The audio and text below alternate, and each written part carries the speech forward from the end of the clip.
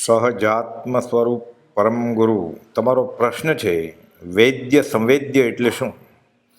મહામહા ઉપાધ્યાય શ્રી યશોજી મહારાજ રચિત આઠ દ્રષ્ટિની સજ્જાઈમાં ચોથી દીપ્તા કે દીપ્રા દ્રષ્ટિમાં આ મુજબ આવે છે. આઠ દ્રષ્ટિની સજ્જાઈમાં આત્માનો ક્રમશ વિકાસ થતાં ખરી અધ્યાત્મની મુસાફરી પાંચમી દ્રષ્ટિથી શરૂ થાય છે. પ્રથમની ચાર દ્રષ્ટિમાં આ વૈદ્ય સંવેદ્ય પદ ન સંભવે. ચોથી દ્રષ્ટિ સુધી સૂક્ષ્મ બોધનો અભાવ છે, તેથી અવૈદ્ય સંવેદ કહેવાય છે.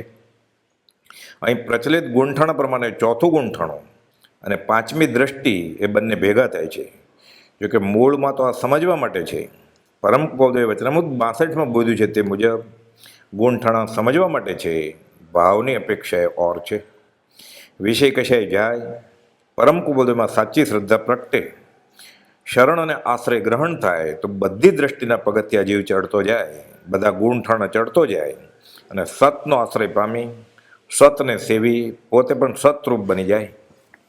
વૈદ્ય એટલે જાણવા યોગ્યને યથાર્થ જાણ્યું તે વિવેક, અને સંવેદ એટલે તે સંવેદન એટલે જાણવું થયું, અનુભવ થાય પછી તે જ પ્રત્યક્ષતાનું પ્રમાણ થયું.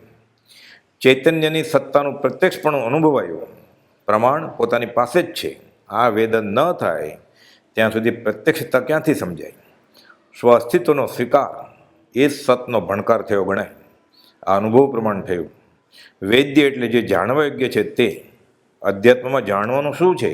એક માત્ર આત્મા જ. ત્રીજું અધ્યયન આચરણ સૂત્રનું ચોથો ઉદ્દેશ્યો બીજો શ્લોક કે જે એગમ જાણે સે સર્વ જાણે, જે સર્વ જાણે સે એગમ જાણે. આત્મા જાણ્યો તેણે સર્વ જાણ્યું. અને તે પ્રાપ્ત કરવા માટે બંધ મોક્ષના હેતુ, બંધના કારણ અને મોક્ષના કારણો જેમ જ્ઞાનીએ જાણ્યા છે તે રીતે જણાય તે વૈદ્ય. નહીં તો આત્મસિદ્ધિમાં જણાવ્યું તેમ શુષ્ક જ્ઞાની કહેતો ફરે કે બંધ મોક્ષ બધું કલ્પના છે. બંધ મોક્ષ છે કલ્પના, ભાખે વાણી માય. આ વૈદ્ય એટલે જાણવા યોગ્યનું જ્ઞાન એ જણાય, અનુભવાય, તે સંવેદ્ય સંવેદન કહેવાય. ખરું વૈદ્ય હાંસલ થયું, હવે સંવેદન થતા અને ફળરૂપે વીરતિ પ્રગટે. પરમ કુપાદેવે 749માં પત્રમાં બોધ્યું તેમ જ્ઞાનનું ફળ વીરતિ છે. આમ થયું પછી તો જાણ્યું તો તેનું ખરું, જે મોહે નવી લેપાય. હવે પ્રવૃત્તિ કરતાં પણ પાપ નથી. આ છેલ્લી પાપ પ્રવૃત્તિ ગણાય છે. સંકિતની આ બાહ્યથી પાપ પ્રવૃત્તિ જણાતી ક્રિયા પણ પૂર્વક્રમના ઉદય જ થાય છે અને તે છૂટે છે. કેમ કે તેને તે પ્રવૃત્તિ કરવાના ભાવ નથી. બંધ મોક્ષની વ્યવસ્થા શારીરિક ચેષ્ટા નહીં, અંતરંગના ભાવ ઉપર છે. જ્ઞાનીને આશ્રમમાં પણ સંવર કેમ શક્ય બને તેનો અહીં જવાબ છે. સમયસાર નિર્જરાધિકાર 197મી ગાથા કે સેવે છતાં નહીં સેવતો, અણસેવતો સેવક બને. કાર્યતની ચેષ્ટા કરે પણ કાર્ય કરતા જેમ નહીં ઠરે.